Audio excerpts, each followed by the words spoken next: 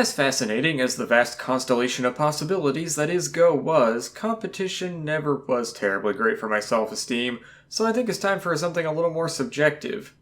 MacCalligraphy is a Macintosh art program made by... hold on.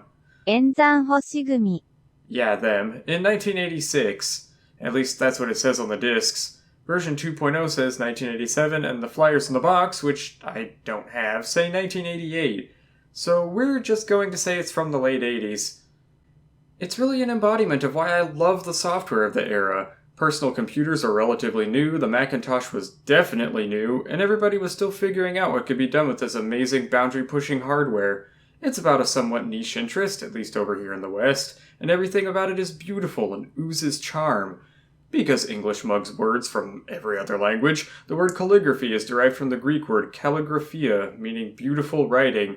Beautiful is the word for the entire package. It comes in this wonderful wood box with a detailed instruction manual, special paper, which I definitely didn't get with this, and several discs, most of which didn't come with my copy because that's how my luck is, but what can I do?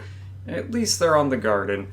When you boot up the program, it starts you in a monochrome traditional Japanese tea room facing the alcove.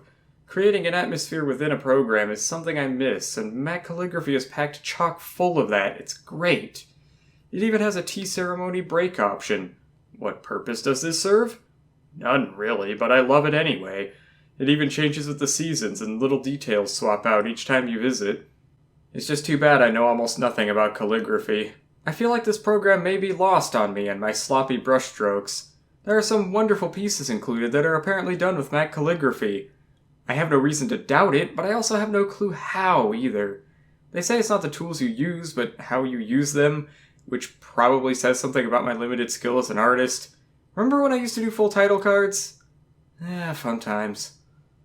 My point in all this is, someone like me is going to have a much different perspective on this than someone who is skilled in either actual calligraphy or digital art, or both.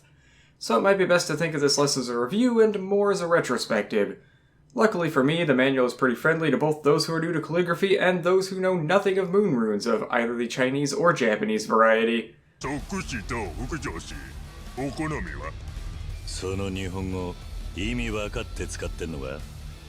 Since I fit both of these categories, points to them for making this relatively easy to get into. The manual follows the program, meaning not everything in it is necessary, but that's perfectly fine. If anything, it shows how excited they were to make this.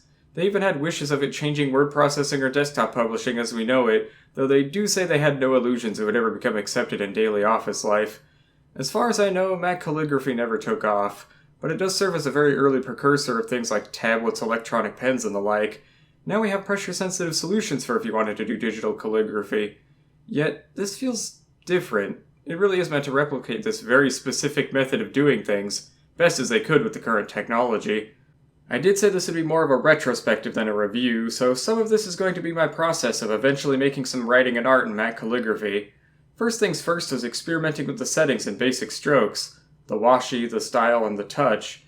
The washi represents the type of paper being used. It essentially sets the speed of ink placement, faster settings simulating more absorbent washi paper.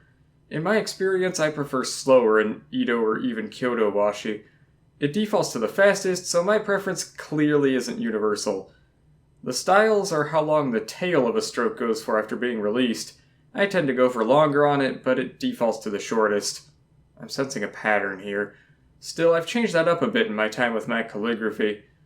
The touch settings, though, I play around with the most. Makes sense, too, as it represents the types of brushes at your disposal. Swapping out brushes in the middle of your work is normal. Swapping out the type of paper, not so much, though hey, this is digital, you certainly can.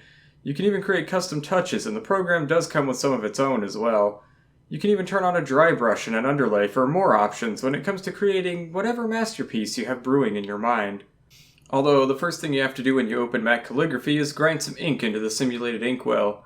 Over here you have your settings for brush size and how dark your ink is, as well as the selection tool, a pair of scissors, which I like. Remember when everything was themed around tools you'd find at your desk? Hence the whole desktop term we like to use so much. I miss that. Though if you want, you can use the number keys to set the ink shade as well. You also have the seal tool for fixed images or making your own artist seal to stamp onto your finished works. You also get an overview of your full A4 sized canvas in the corner. After experimenting with random strokes and settings, I opened up the Kona calligraphy practice files and tried to make something similar. There is some files with an English alphabet, which is nice, but I preferred the Kona calligraphy. I know, I can hear it now. Weeb! But there's just more variety to the strokes. I feel like I can learn more about using the program this way, though I'm not sure how much I can veer off before the symbols become unrecognizable. そう君氏と安楽氏、お好みは? 相変わらず日本語分かってねえな。 But then, I guess making readable Japanese kana wasn't really the point of this, though it would be nice. I'm not even sure I'm doing the strokes in the right order or the right direction. It was to get used to everything for the manual's last introduction to using the program.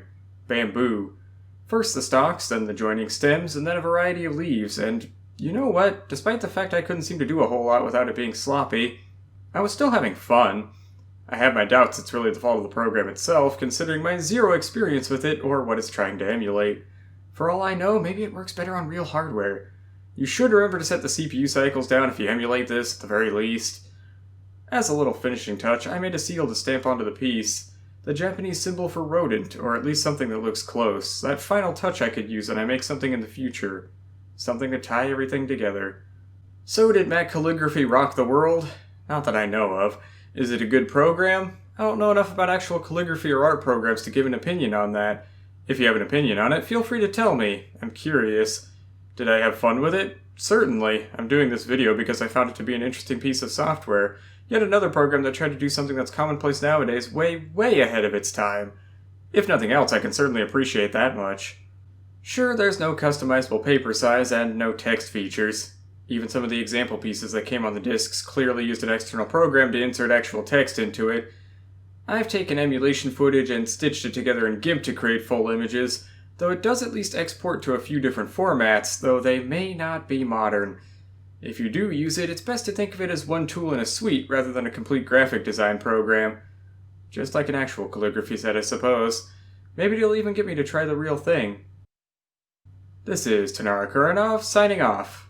Till next time.